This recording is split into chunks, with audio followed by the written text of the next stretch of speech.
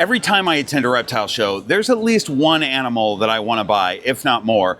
And sometimes I do an impulse buy, evidenced by the last reptile show I was at. I brought home a spider. Anyway, let's see if I can get through the entire Anaheim Reptile Show without impulse buying anything. I'm going to show you what I'm tempted to buy, and we'll see if I can resist. Let's go. Hey, I've got Alex here with Distributors Feed. We haven't even opened yet in the show, but there's a two-headed anaconda here.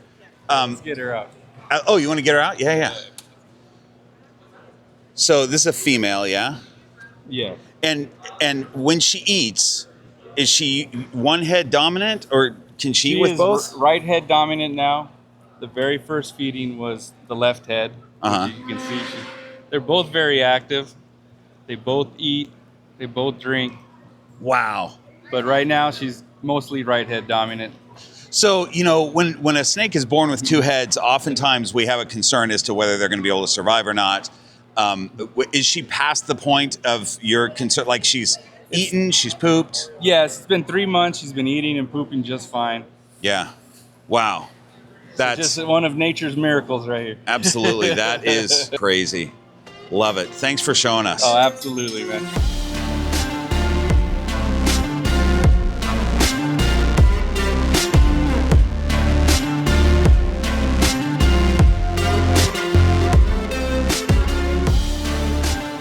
There are also 3 snakes that I'm sort of looking for this season, and if I find any of those will not be impulse buys because I'm planning on those snakes. I have my doubts as to whether they're here though, but I'm looking for them.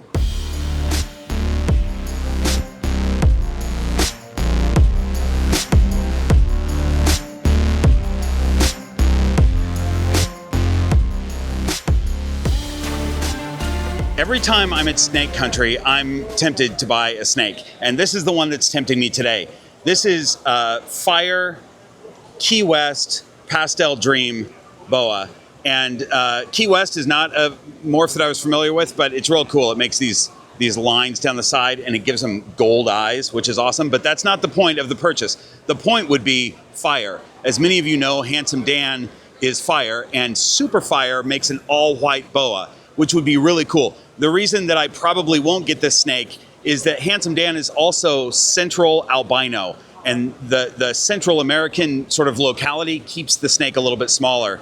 And this snake is not from a smaller locality. It's gonna get pretty big. And if I ever get Handsome Dan a female to breed with, I'd like her to stay a little bit smaller also.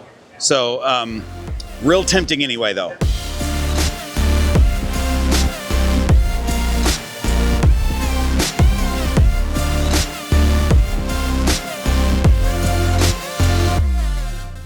Blue beauties are one of my favorite non-python snakes, and I'm always tempted to get a blue beauty. Here's my issue. This is a pair, by the way. Pair of blue beauties, which would be really cool to breed. The issue, though, is that they require a lot of space. They're not huge animals, but they're all over the place. And I really would like to get one at some point, probably as a baby, that I could really try to socialize, because they also kind of have a reputation for being difficult to socialize. But these two are tempting me. I don't think I'm gonna buy them though.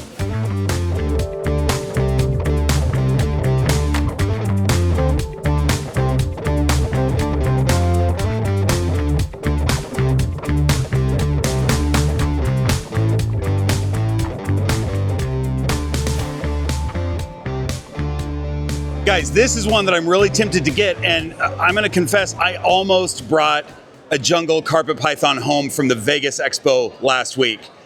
I slept on it though, and the reason that I didn't bring that one home is I decided it was male and I want a female.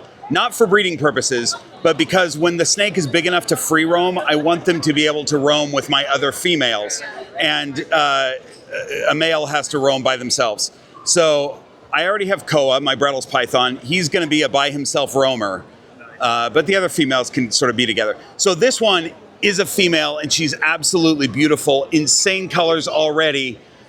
She's about 2.5 years old, and she's a biter. She's a biter. Not a big problem. You know, they can be socialized, but it's tempting. There's not many reasons why I wouldn't get this snake. I mean, I feel like I'd like to get one as a hatchling to socialize them, but man, what a beauty. That's Reptile Island. They have a bunch of cool stuff.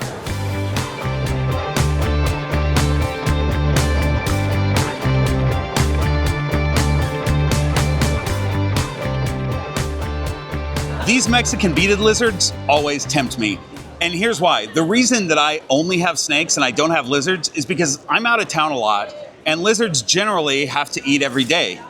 Mexican beaded lizards don't eat every day, especially when they're bigger. They only eat like once a week, something like that. I love them. They're real cool. What keeps me from buying them? They're relatively expensive, and they get about this size. Watch this. They get about that size. It's a big lizard, which requires a lot of space. And as you may know, most of my space is taken up by snakes. So I don't know that I have the space for a Mexican beaded lizard to get big. They're real tempting though.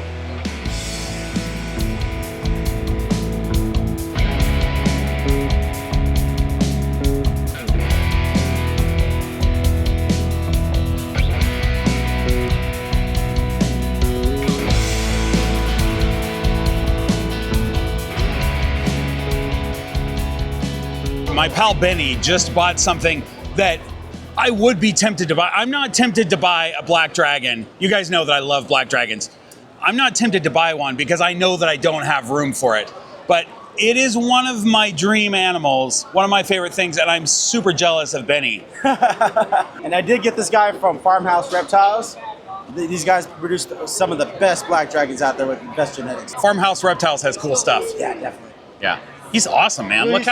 Look how socialized he is. Yeah, he's very socialized. He's one of the best ones out of the whole bunch. Yeah, nice choice, man. Yep. He's awesome. What are you going to do with this guy? So I'm going to use it for education. I'm going to do a lot of schools and stuff like that. So this is be strictly for education. But of course, this is one of my dream reptiles to own. And I always tell people, you got to love the animal, not just like it before you get it. That's true. Whenever I buy something new, I always say it's for education also. I bought a new bottle of scotch yesterday. It's for education.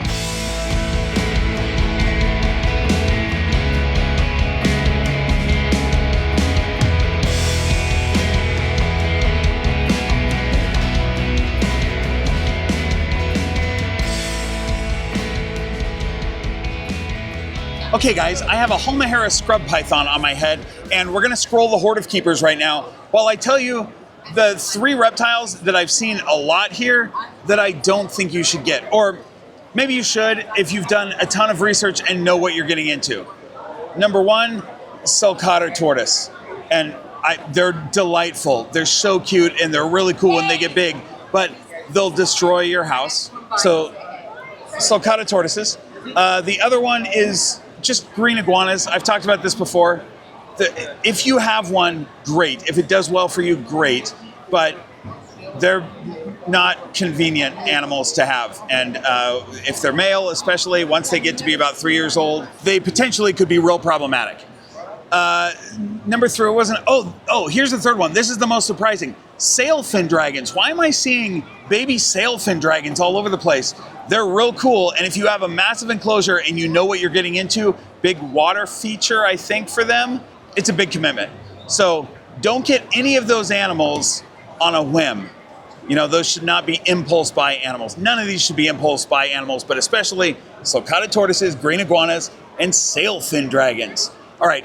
Thanks to the Horde of Keepers for supporting this channel, and thanks to the channel sponsors, Black Box Cages, Lane Labs, who I'm looking at right now, they're on the other side of me, and the Royals Project. Appreciate them. All right, let's get back to seeing if I'm gonna buy a snake today or not.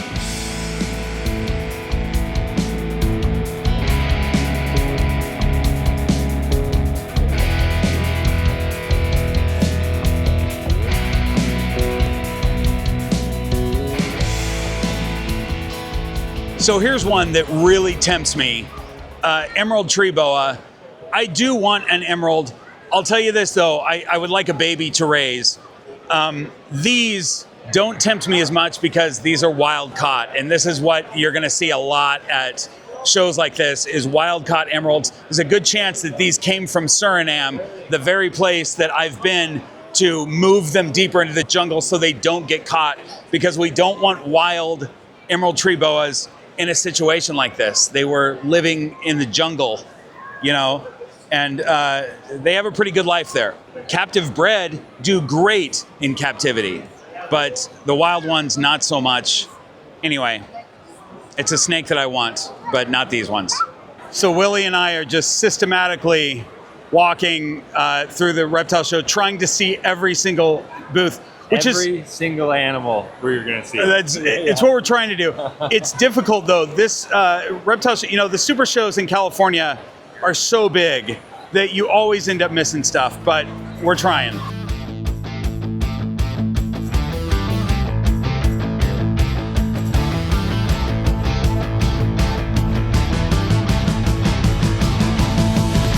Those of you who watch my channel probably know that anytime I see a false water cobra, it's super tempting. I'm here at Wes's booth, and he's got this little baby high yellow false water cobra, which Willie, who's filming right now, has one of these and got it from Wes. And man, I feel like I'm gonna have one of these at some point, but not right now. I have black-headed pythons, and I feel like they're very similar in certain ways. At some point, I'll get a falsie. The Eastern Indigo is one that I consider sort of like the false water cobra. Like, as far as it's gonna get big, there's an activity level that you gotta really manage. And Willie, if this, you'll manage this if it comes up? Yeah. Because I only have one hand? Yeah. Anyway, super tempting always. Not gonna buy one though until I have the room, and then it's a choice. Thanks, Willie. Where are you? Are you even? I'm on the other side. Oh. So I'm like, Oh, there we go. There you are. So then I got a choice to make. Do I get an Eastern Indigo or do I get a false water cobra? What do you think? If I was buying one today, put in the comments, what should I get? False water cobra or Indigo? Grab that snake. Oh, it's on me.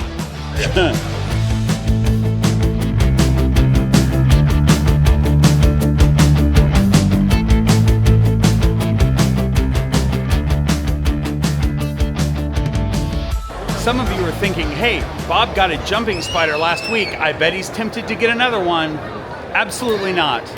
I mean, I love the spider that I got last week, but I'm not getting another one. Okay, I've seen almost everything here probably. I've been tempted a lot. As of right now, I don't have anything. So I'm signing off, but did I get anything? Because I'm still gonna be here for a while and I have an auction to go to. I'll tell you what I got. At the US ARC auction, I got a 40-gallon complete setup for something from Exoterra, like it's an Exoterra thing. It's got all the stuff in the, I don't know what it is. It's still in my car and I haven't really looked at it yet, but I was happy to support US ARC, as you should be as well. And I also got 5 millipedes to be cleanup crew in Maya and Banjo's desert enclosure because I heard they would do well. But I put them in there, and immediately I could tell that Maya was annoyed by the fact that they're crawling on her. They're pretty big, you know, and they also can get out. I leave Maya's door open so that she can come out and free roam, and these guys will free roam. So I have these 5 millipedes. I don't know what to do with. Does anybody want 5 millipedes? So if I got something, you guys already know before I do. Thanks for watching. See you next week.